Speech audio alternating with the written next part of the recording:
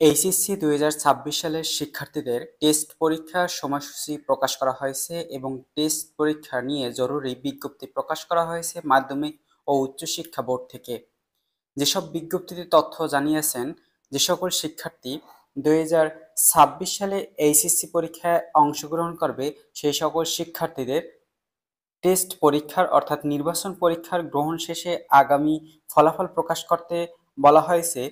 ফেব্রুয়ারি মাসের ২৬ তারিখে ফলাফল প্রকাশ করতে বলা হয়েছে এবং যে সকল শিক্ষার্থী ২০২৬ সালে এইচএসসি পরীক্ষায় অংশগ্রহণ করবে তাদের ফর্ম পূরণ শুরু হবে আগামী ১-৩-২০২৬ অর্থাৎ ২০২৬ সালের মার্চ মাসের ১ তারিখ থেকে ফর্ম ফিল আপ শুরু হবে।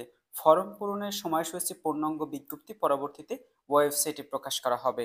অর্থাৎ শিক্ষার্থী বন্ধুরা, যে সকল শিক্ষার্থী এইচএসসি ২০২৬ সালে ভর্তি পরীক্ষা বা পরীক্ষায় অংশগ্রহণ করবে এইচএসসি পরীক্ষায় অংশগ্রহণ করবে সেই সকল শিক্ষার্থীদের আগামী জানুয়ারি অথবা ডিসেম্বরের ভিতরে টেস্ট পরীক্ষা নেওয়ার উদ্যোগ রয়েছে এবং সর্বশেষ ফলাফল সময়সূচি দেওয়া হয়েছে ২৬/২/২০২৬, অর্থাৎ ফেব্রুয়ারি মাসের, অথবা তোমাদের ফেব্রুয়ারি মাসে টেস্ট পরীক্ষা হতে পারে অথবা জানুয়ারি মাসে, সেটি স্কুল ভিত্তিক হতে পারে।